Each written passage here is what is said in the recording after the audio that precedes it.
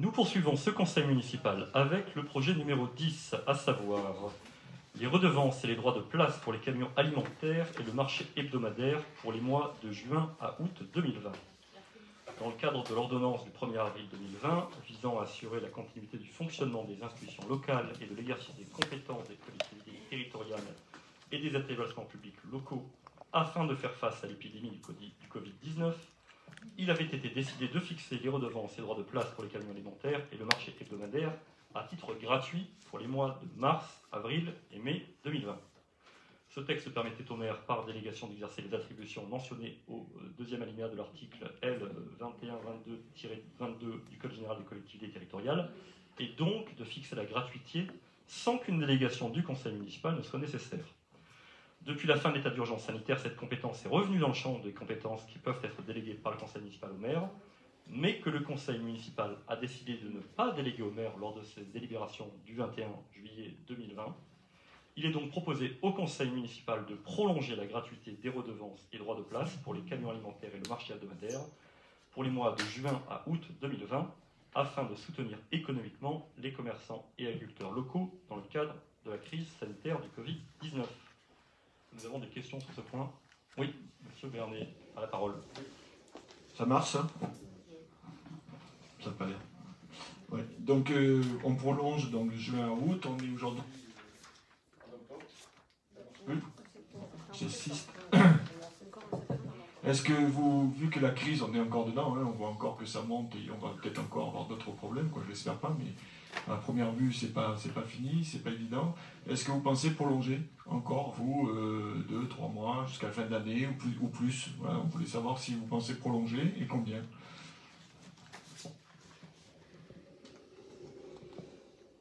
Alors, même si la crise n'est pas encore terminée, les marchés ont pu reprendre une activité relativement satisfaisante et donc nous n'envisageons pas de prolonger au-delà de ces mois concernés par cette délibération. Moi, je profite de cette délibération pour vous poser une question concernant les cas Covid sur Saint-Mitre. J'imagine qu'en tant que maire, vous recevez au moins les effectifs de l'hôpital, puisque c'est ce qu'il faisait auparavant.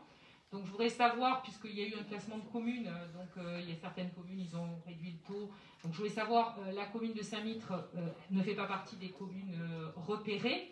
Donc connaissez-vous le nombre de cas Covid, ou en tout cas la proportion par rapport aux 100 000 habitants, pour savoir si on est loin ou si on est juste à la limite?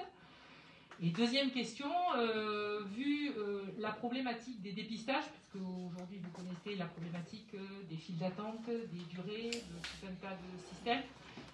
Aujourd'hui, pour faire des tests, très souvent, on est obligé d'aller à Marseille si on va voir quelque chose d'assez rapide. Pourquoi n'envisagez-vous pas la reprise d'un centre de dépistage local qui permettrait aux gens d'éviter de se déplacer, notamment des personnes vulnérables qui ne peuvent pas forcément aller à Marseille et rester 4 heures, 5 heures ou 6 heures dans une queue à attendre un dépistage? Alors, je vous remercie de votre question. D'abord, je vous indique que malheureusement, contrairement à ce qui se passait auparavant, nous n'avons plus aucune communication de l'hôpital et de l'ARS sur ces sujets, ce qui provoque évidemment l'inquiétude et parfois la colère légitime des maires qui se retrouvent frappés de contraintes sanitaires supplémentaires par le préfet et qui nous vaut des arrêtés successifs parfois incohérents. Donc ça fait partie de la gestion par l'État de ces sujets. Une fois encore, ce ne sont pas non plus des sujets faciles à aborder. Donc on peut comprendre parfois les tâtonnements, même s'ils étonnent toujours les populations et les élus que nous sommes. S'agissant... Donc on n'a aucun chiffre pour Saint-Mitre. On n'a même pas un petit... Pourquoi on a été classé comme ça ou pas? On n'a aucune indication. On a demandé, on n'a pas eu de réponse. Et s'agissant de votre deuxième remarque, alors aujourd'hui, ce qui est terrible avec la facilité avec laquelle désormais on peut faire des dépistages, c'est que désormais vont se faire dépister des gens qui n'ont aucun symptôme, simplement pour se rassurer. Vouloir se rassurer, c'est bien, mais finalement, ça se fait au détriment des gens qui parfois ont besoin. Donc on n'a pas besoin d'aller à Marseille pour se faire dépister, on peut se faire dépister même ici à Saint-Mitre, mais c'est vrai que parfois les files d'attente sont plus longues à cause effectivement du manque de limites ou du manque de priorisation de ces sujets. Mais là on n'est pas compétent en la matière. On n'a pas besoin de rouvrir nous un centre municipal, il existe déjà des solutions sur le territoire. Voilà. C'était une question un petit peu en annexe. On va revenir au vote du point. Est-ce que nous avons des votes contre sur ce projet numéro 10? Des abstentions? Des votes pour? À l'unanimité. Merci à vous tous. Le projet numéro 11 concerne l'acquisition d'une parcelle cadastrée AD 371 appartenant à l'indivision Young. Donc c'est une parcelle de 402 m², 6 chemins de Calieu, sur lequel se trouve un calvaire qui a vocation finalement à pouvoir être valorisé par la commune. Nous avons des remarques sur le sujet, madame? Oui, une petite question. Quel aménagement vous prévoyez? Parce que c'est une zone un petit peu dangereuse, donc on avait imaginé certaines choses. Qu'est-ce que vous prévoyez? C'est la première question. Ah ben, à la limite, répondez, je vous donnerai la deuxième après.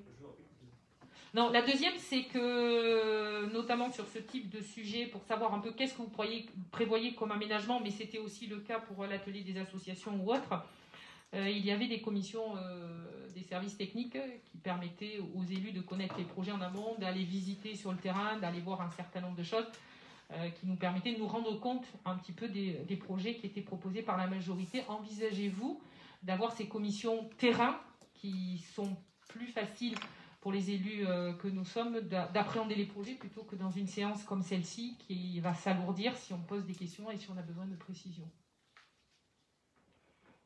Alors, je n'ai pas souvenir qu'on ait été régulièrement invité à ce genre de commission, sinon très ponctuellement. Pour le moment, nous n'avons pas encore de projet d'aménagement sur cet espace, mais évidemment que nous comprenons l'intérêt patrimonial de cet espace, et donc il était évident que nous poursuivons ce projet qui avait été préparé par la précédente majorité. Mais d'un point de vue sécurité, c'était la question, parce que comme c'est un angle qui n'est pas très pratique, comment vous voyez l'accès? Eh bien, on vous répondra quand on aura travaillé au sujet. Donc il a Mais pour autant, la pertinence de l'acquisition est avérée. Donc on vous le soumet à l'approbation du conseil municipal. Sur cette acquisition, est-ce que nous avons des votes contre? Des abstentions? Des votes pour? À l'unanimité. Merci à vous. Projet numéro 12. Et nous avons une convention d'occupation du site de Calérao-Figuerolles en vue de l'aménagement et la réalisation de travaux de réfection de pistes. Et je passe la parole à l'élu en charge du dossier, M. Patrick Lambert.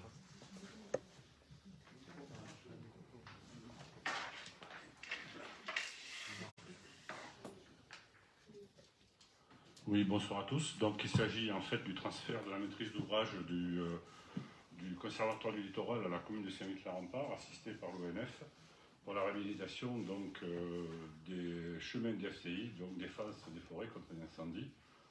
Donc il s'agit d'une longueur totale de 2230 mètres linéaires, à savoir un tronçon au nord du massif, les Patol, 5 tronçons au cœur du massif, Cadero, excusez-moi, hein, pour les puristes, ce sera Cadara en provençal, Loubière, Colélan, Mauvejean, et un tronçon au sud du massif Figuerolles. Donc la commune sera donc maître d'ouvrage de l'opération et sera remboursée par la suite par le Conservatoire du Littoral.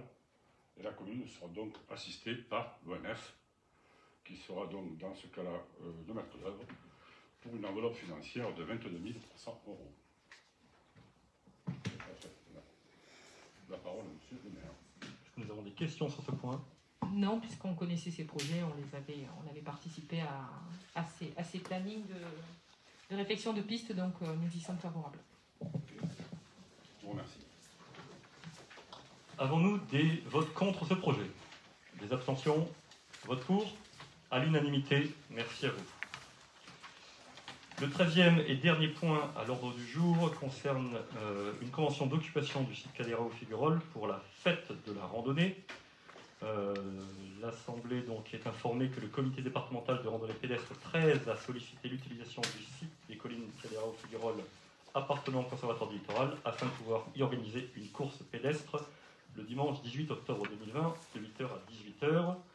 Le Conservatoire du Littoral ayant confié la gestion de ce site à la commune et à l'Office national des forêts, et notamment pour le suivi des animations susceptibles de se produire sur le site, une convention est donc rendue nécessaire pour définir les modalités d'occupation du site par l'association dans le cadre de cette manifestation. Il est proposé d'autoriser la signature de cette convention et de fixer la redevance d'occupation à 200 €, puisque la gratuité qui avait pu être accordée n'est aujourd'hui plus dans les axes de développement, dans les demandes du Conservatoire du littoral.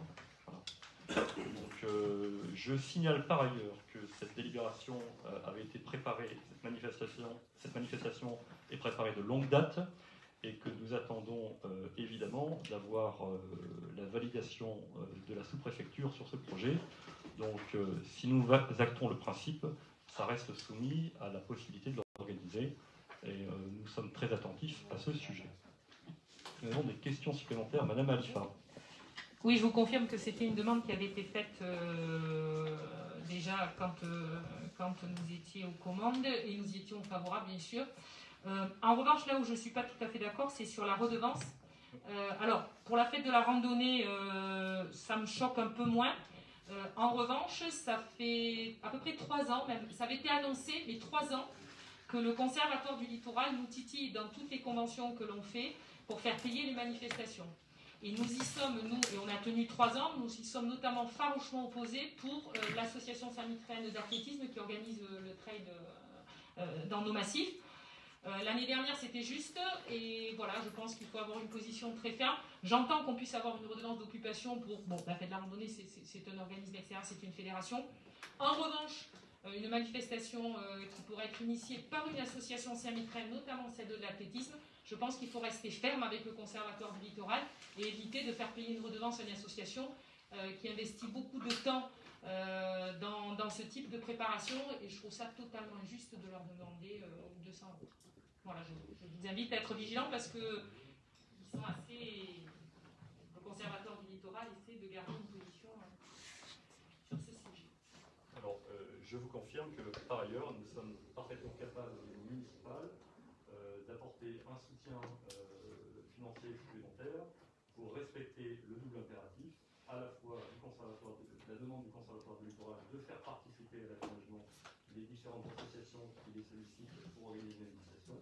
Nous pouvons, nous communes, apporter une subvention supplémentaire de 200 € à une association saint-mitraine qui souhaiterait pouvoir en profiter. Donc, je note... Non, finalement, ça va être une subvention au Conservatoire du littoral, parce que si le Conservatoire du littoral demande 200 € à l'association et que vous donnez 200 € à l'association, c'est le Conservatoire qui en bénéficie. Donc, je ne pense pas que ce soit quelque chose qui soit bénéfique à l'association. C'est ça que je veux dire, c'est que l'argent va au Conservatoire. Donc, c'est ça qui me semble être important de gérer. Donc, vous subventionnez le Conservatoire du littoral, et pas l'association dans ces cas-là. Nous assumons évidemment l'équité entre les différentes associations, et nous assumons également de pouvoir aider, nous, les associations saint-mitraines, mais on ne peut pas introduire une gratuité seulement quand la association saint-mitraine face au Conservatoire du littoral, et par contre valider quand c'est une association extra saint-mitraine. Il faut être équitable dans le traitement, et on peut nous aider nos associations municipales si c'est notre choix. Voilà. Oui, mais vous ne subventionnez pas l'association, vous subventionnez le Conservatoire. C'est ça que je veux dire. Merci. Est-ce que nous avons des remarques supplémentaires sur ce point? Pas de remarques supplémentaires. Est-ce que nous avons des votes contre, des abstentions, des votes pour, à l'unanimité? Alors, au-delà des points qui étaient à l'ordre du jour, nous avons point 14, des questions diverses et des réponses à des questions écrites qui nous ont été transmises au titre de la liste, les saint-mitrains avant tout. Alors, nous avons 6 questions qui nous ont été transmises et qui sont adressées à chaque fois à un adjoint ou à un conseiller en charge du sujet. Alors, la première question concerne des manifestations extérieures qui ont été organisées au courant du mois de septembre. Et la liste des saint-mitrains avant tout, et M. Baruero qui nous pose ces questions, nous interpelle sur le fait qu'une seule manifestation a été annulée, nous dit-il, il y a quelques jours, qui était une manifestation qu'il avait mise en place sous mandat précédent. Et donc, il nous pose la question, quelles sont les raisons de cette censure qui prend aujourd'hui l'aspect d'un acte discriminatoire? Et je donne évidemment la parole à Mme Christelle Paculic pour cette question.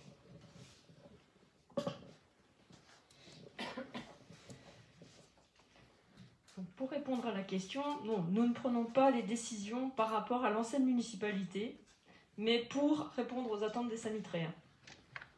Et évidemment, dans ce contexte sanitaire, nous prenons également en compte les décisions de la préfecture, à savoir que le 25 août 2020, il y avait un arrêté préfectoral pour limiter les ouvertures des bars, des commerces et restaurations à 23 heures, qu'il aurait été malvenu de maintenir une nuit pittoresque où il y a des rassemblements en soirée.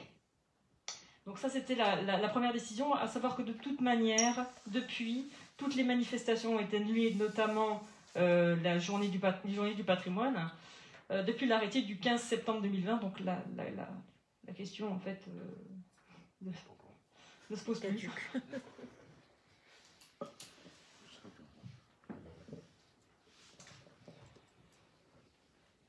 Alors, nous avions une deuxième question qui était cette fois-ci adressée au conseiller en charge de la sécurité et de la tranquillité publique.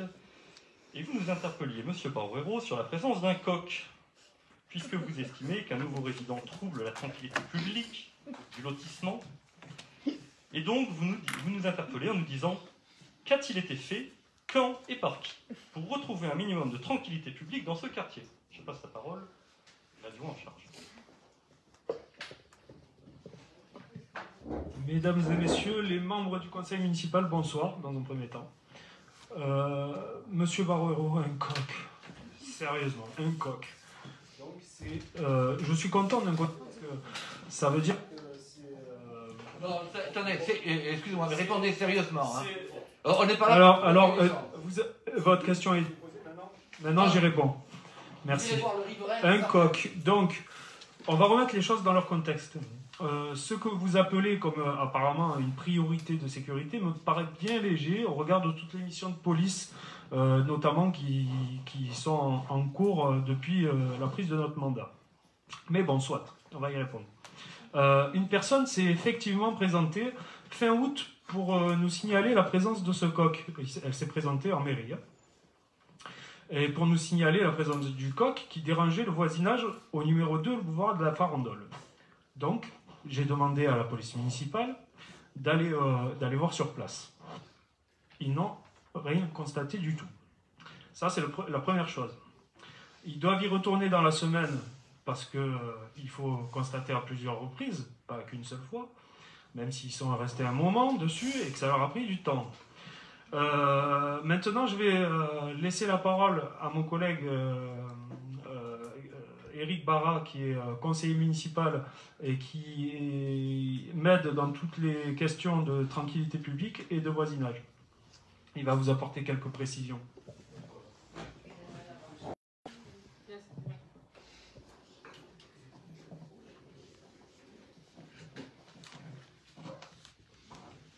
Alors bonsoir à tous.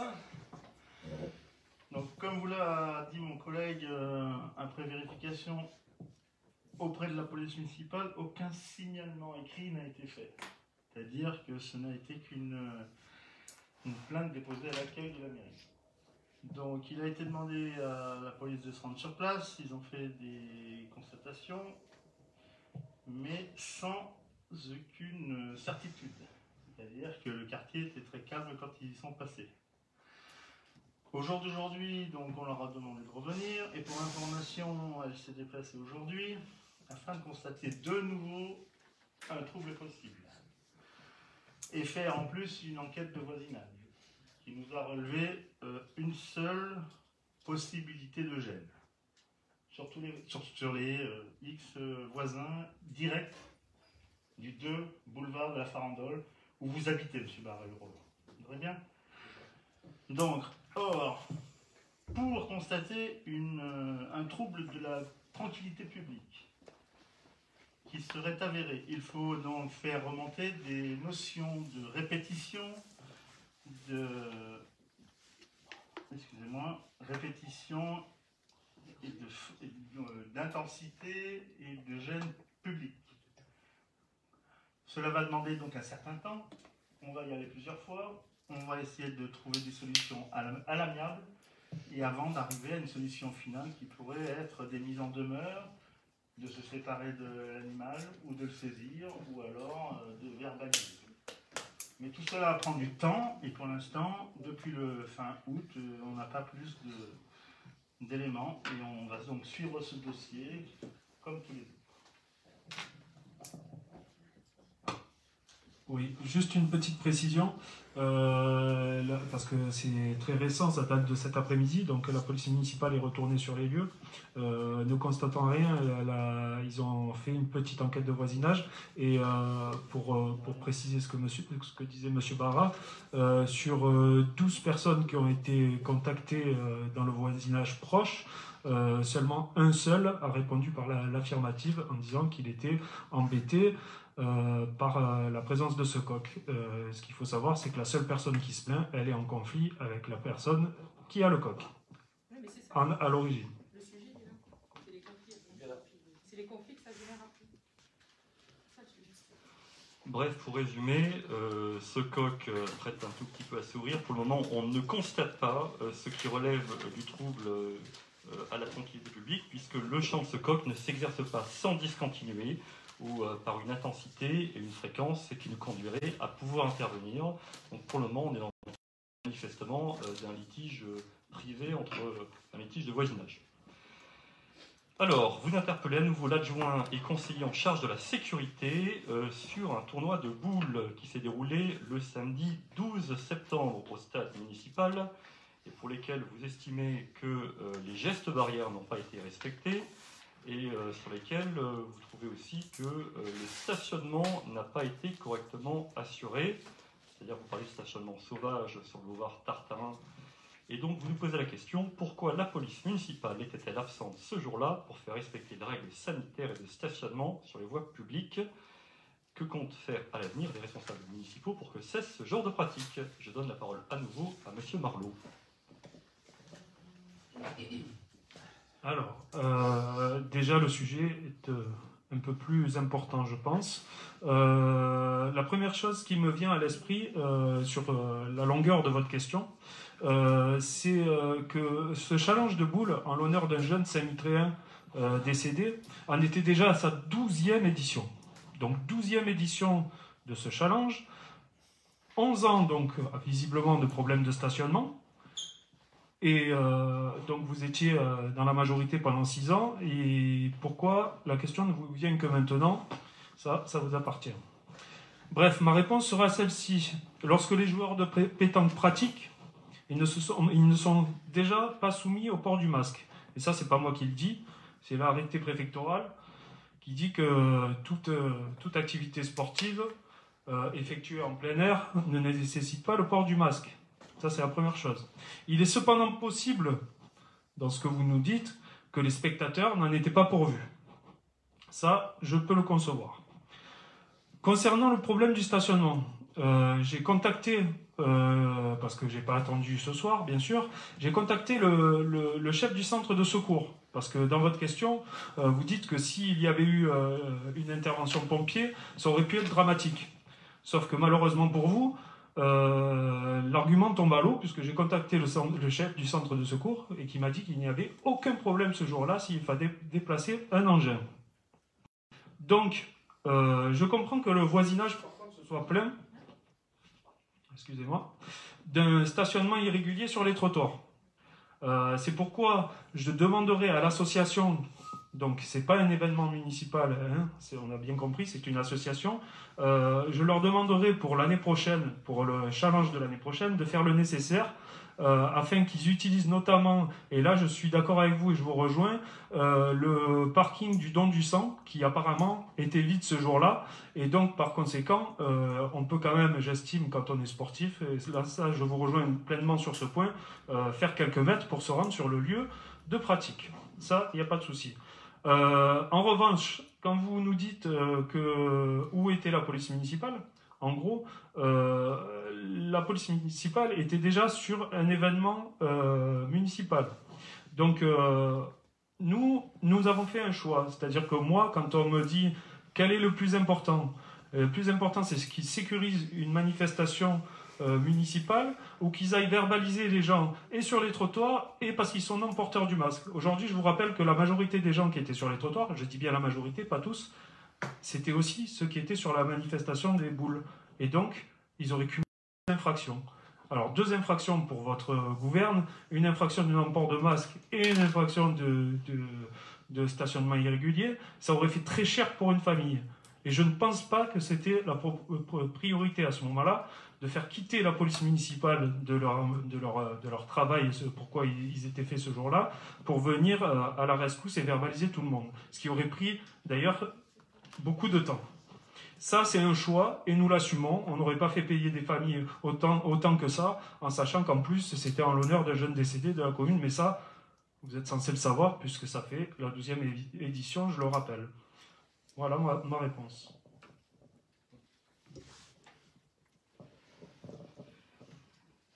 Alors, vous posez une 4e question à l'adjoint en charge de la gestion des personnels concernant un renouvellement ou une prolongation de stage. Lors du dernier conseil municipal de juillet, un renouvellement ou une prolongation de stage a été acté par délibération, dites-vous. Dans l'urgence de cette prise de décision, il nous a été précisé que les conditions d'exécution de ce stage nous seraient précisées ultérieurement.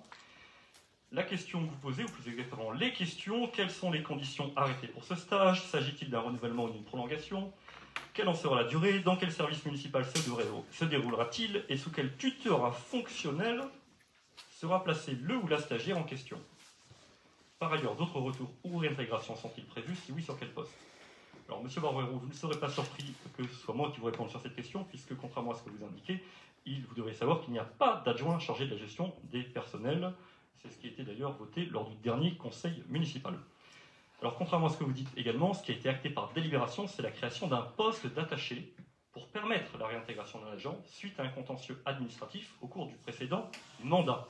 Et nous avons à cœur de clore toutes les procédures et tous les litiges et les difficultés rencontrées par le personnel municipal sous le précédent mandat.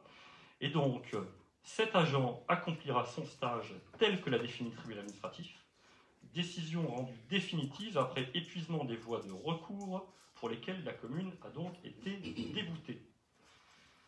Sa réintégration se fera sur son poste initial, et puisque nous sommes aujourd'hui le 21 septembre, eh bien, l'agent a effectivement aujourd'hui été réintégré. Sur la base d'une fiche de poste qui a été validée par l'agent concerné. Au vu de votre expérience d'élu, vous devriez par ailleurs savoir qu'il n'y a pas de tutorat en la matière. Sa titularisation ne pourra se faire que sur proposition de son supérieur hiérarchique direct. La décision finale me revenant en tant que maire. Nous avons par ailleurs tous les jours des retours d'agents après une période d'absence, puisque c'est la 3e réintégration, le 3e retour d'agents que nous saluons.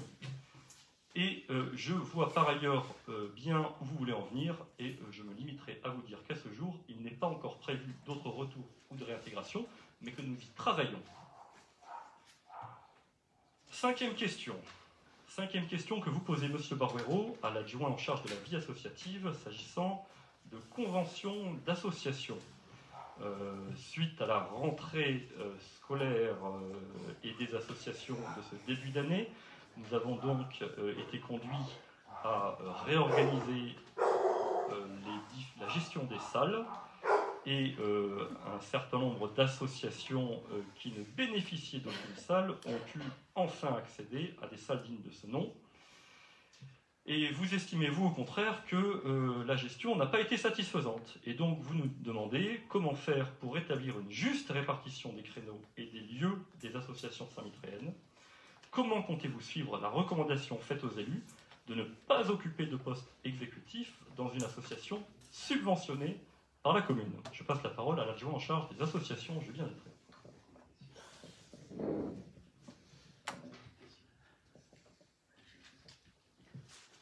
Merci d'avoir posé la question sur ce qui va nous permettre de clarifier les choses. Tout d'abord, permettez-moi, M. Barbero, de vous poser quelques questions, puisque vous mettez en évidence 2 associations qui est Fit Dance et Fit for You.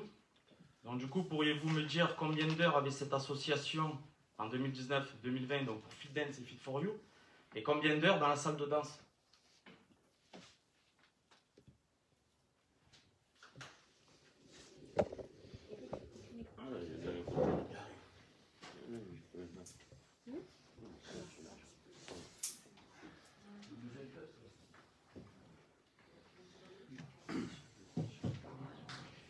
Ça ne me gêne pas du tout, vu que Fit for You, je suis l'adjoint qui les a autorisés à s'installer à Saint-Mitre.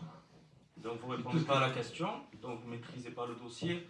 Donc combien d'heures avait cette association No Fit Dance en 2019-2020, 18h30, 4 heures pour Fit for You. Combien d'heures dans la salle de danse Fit Dance, 8h30, 0 heure pour Fit for You. Combien de subventions pour Fit Dance, 2000, Fit for You, 0. Combien de placards de rangement pour Fit Dance, 2, Fit for You, 0. Donc de plus, je rajouterai que Fit for You, dont le président est un élu, puisque vous mettez le doigt dessus, pour la saison 2019-2020, ne possédant que des créneaux dans le hall de la maternelle, se voyait cette année, en cas de fermeture des écoles à cause de contraintes sanitaires que vous avez dû gérer à la fin de votre mandat, disparaître. Voici le constat qui a été établi. Nous avons œuvré en pensant passé, présent et futur. Donc pour le passé, avec le constat que je viens de présenter, pour le présent, en apportant un accès à tous sans exception grâce à un rééquilibrage des salles. Alors certes, ce n'est pas satisfaisant pour moi, mais c'est un compromis dans l'attente du futur projet de la Maison de la Jeunesse qui nous apportera plus de souplesse grâce à des salles supplémentaires. Je souhaite aussi vous dire à tous, je ne vous vois pas comme des opposants, mais seulement comme des conseillers, avec tout ce que cela implique. C'est-à-dire relever des incohérences, des erreurs si vous préférez, en y apportant une direction possible vers une solution. Car qui plus est, vous avez été adjoint pendant plusieurs années, mais votre comportement force mon ouverture d'esprit envers vous à s'éteindre, car au lieu de ça, vous préférez formuler des attaques plutôt que des solutions. Nous remarquons donc qu'il y a ceux qui passent leur temps à critiquer et ceux à trouver des solutions. Du coup, allons sur ce terrain-là et voyons vos propos sur les réseaux sociaux, votre défouloir. Vous avez utilisé cette association comme courroie de transmission afin de faire le buzz et donner un écho politique. Du coup, M. Barrero, vous commencez par « ça n'a pas traîné ». Effectivement, ça n'a pas traîné, car nous avons trouvé une solution en un mois, là où vous avez échoué pendant 5 ans. Car Fit for You existe depuis 2015. Ensuite, vous parlez de déploiement de force. Alors, je ne sais pas sur quoi vous vous basez, car je me suis déplacé. Nous avons pu dialoguer avec l'association. Le but de mon déplacement était l'écoute et surtout pas la force. Je ne sais pas si vous êtes au courant. Donc, si vos propos est une attaque envers mon physique, sachez que je n'y suis pour rien et vous invite en tant que grand procédurier à porter plainte envers mes parents. Mais attention, vous ne trouverez que ma mère. Mon père est déjà là-haut. Ensuite, vous dites interdire l'accès à la salle polyvalente à une association. Alors, nous n'avons interdit personne dans cette salle car l'association concernée a la jouissance de ce lieu sur d'autres créneaux que nous avons conservés, à savoir 1 heure le mardi et 2 heures le jeudi. Là où vous l'interdisiez à Fit for You pour la saison 2019-2020 car elle n'avait aucun créneau dans cette salle. Ensuite, vous nous dites pas de préavis, la convention jusqu'en décembre. Alors vous nous reprochez encore quelque chose que vous avez fait en pire, car la saison passée, vous avez supprimé un créneau à l'OMCA Danse, sans préavis. Là où nous déplaçons de lieu tout en conservant le créneau horaire. Je suis également étonné que les associations fonctionnant sur le calendrier scolaire se voient attribuer une convention de décembre à décembre, qui plus est validée par vous, M. Barrero, qui a fonctionné de par son métier sur le calendrier scolaire, car vous faisiez partie du corps enseignant. Ensuite, vous nous attaquez sur le fait que on aurait fait ça parce que la présidente faisait partie de votre liste. Alors avant de formuler de telles attaques, renseignez-vous bien sur l'amitié que j'ai avec la présidente sur plusieurs générations. Ça vous a peut-être échappé. Je fais passer l'amitié avant la politique et l'équité avant l'amitié. Vous politisez la chose, moi je ne le ferai jamais. Ensuite, vous parlez l'équité. Eh bien, c'est la seule chose où nous sommes d'accord. Car suite à nos changements, l'équité n'est toujours pas respectée. Fit for You détient un seul créneau dans la salle de danse, là où les autres en détiennent plusieurs. L'association Fit for You détient un seul créneau dans la salle polyvalente de barrage, là où Fit Dance en détient 2. L'association Fit for You n'a aucune subvention, là où d'autres ont obtenu plusieurs milliers d'euros. L'association Fit for You ne possède aucune armoire de rangement dans les lieux mis à disposition par la municipalité, ce qui lui oblige, entre guillemets, à transporter son matériel à chaque séance, là où les autres en ont, et certaines même plusieurs. Ensuite, vous allez sur l'absence de convention dans un moment momentané. Là encore, vous n'êtes ni objectif ni cohérent, car premièrement, les conventions sont déjà à la signature. Là où vous, comme vous l'avez si bien dit, vous les signez en décembre. Donc, que faisaient ces associations de septembre à décembre? Et deuxièmement, nous avons relevé qu'une association n'avait pas de convention depuis quelques années. Alors, ayant relevé cette erreur, nous ne souhaitons pas vous la reprocher, car nous considérons que l'erreur est humaine. Et puisque vous n'avez pas la même optique, parlons du coup de leur assurance sur plusieurs années. Pour conclure, en lisant votre poste, force est de constater que vous ne relatez que le mauvais en occultant volontairement vos incohérences, ainsi que le dialogue et l'écoute, aussi bien de la part de l'association que de notre côté. Du coup, votre amertume laisse à penser que vous n'avez pas l'esprit sportif face à votre défaite aux dernières élections municipales et que vous n'étiez peut-être pas à votre place en tant qu'adjoint au sport. Pour finir, sachez qu'un dossier, c'est comme un parachute. Quand on ne maîtrise pas, on s'écrase.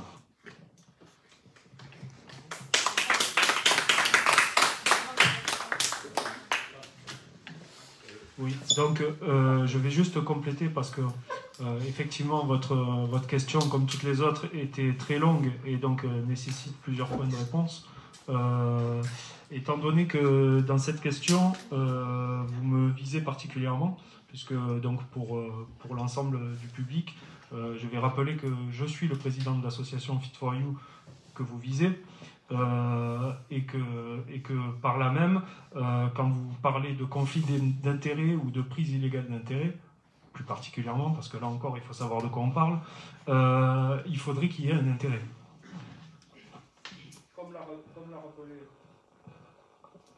Comme l'a rappelé Monsieur Détré, mon association, donc, qui est Fit4You, ne perçoit aucune, je dis bien aucune, et Madame Alifa en attestera largement, aucune subvention municipale depuis 5 ans. Car nous, tout ce qu'on demandait depuis 5 ans, que vous avez été le seul, je dis bien le seul parce que j'ai le courage de mes opinions, le seul à nous donner une petite avancée sur ça, en nous donnant l'accès au hall de la maternelle Jean Rostand. C'est la seule chose qu'on demandait, c'était un endroit pour pratiquer. Nous avons créé notre association à la demande de Madame Béatrice Alifa à l'époque, je tiens à le rappeler, qui après nous a jamais donné de salle pour fonctionner. Donc, en ce qui concerne, on va revenir au conflit d'intérêts. Quand il n'y a pas d'intérêt, il n'y a pas de conflit. Merci.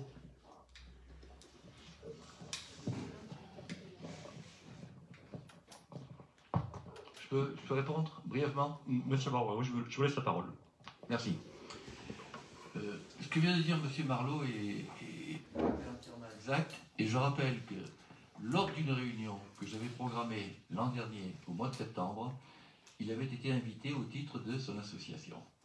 Et c'est à ce moment-là, avec les 3 autres associations de danse, que nous étions convenus de faire une phase de démarrage telle que vous l'avez eue et telle que vous le souhaitiez. Donc j'ai répondu à votre demande, et oui, Monsieur Marleau, j'ai répondu à votre demande, et je suis le premier adjoint, vous pouvez vous le reconnaissez vous-même, à discuter avec vous et vous avoir attribué quelque chose. Donc, il n'y a pas de partialité là-dedans, au contraire. Après que votre collègue m'attaque personnellement, vous savez, j'ai une très longue carrière derrière moi, et ce genre de choses a fini de m'affecter, mais alors, il y a fort longtemps. Donc, il peut bien dire ce qu'il veut, la réalité, c'est que, je le répète, moi, je n'ai aucun intérêt dans l'affaire. Et j'avais même dit que si nous restions en place, vous auriez été invités, les 4 associations, pour revoir la répartition des créneaux et des installations. Et ça, j'espère, Monsieur Marleau, que vous pouvez le confirmer devant tout le monde. Donc, bien entendu, je reprends la parole pour apporter des précisions. Effectivement, je le dis et je le redis, comme je vous l'ai déjà dit devant les responsables de l'association Fit Dance, vous êtes le seul en 5 ans qui nous a eu un petit quelque chose. D'accord? Et il faut bien remettre les choses dans leur contexte. Donc c'est tout en votre honneur, mais on a eu un petit quelque chose. Et là où mon collègue, Monsieur Détré, appuie, c'est là où ça fait mal. C'est-à-dire qu'on a eu un petit quelque chose, alors qu'on demandait des créneaux pour fonctionner, ce que nous n'avons pas eu pendant des années. Donc le petit quelque chose au regard de tout ce qu'avaient les autres, on ne fonctionne pas par jalousie, on fonctionne par besoin, d'accord, dans une association. Donc, eu égard aux questions que vous avez posées, et quand vous dites que mon collègue vous attaque, qu'en est-il alors de la notion de conflit d'intérêt que vous voulez insinuer sur ma personne? je ne devrais pas me sentir attaqué? Eh bien, je me sens attaqué et je vous réponds que quand il n'y a pas d'intérêt, il n'y a pas de conflit. Et donc, il faudrait revoir un petit peu les textes, notamment les textes de loi qui parlent de conflit d'intérêts, parce que c'est très à la mode, mais encore une fois, quand on pose des questions, il faut savoir de quoi on parle.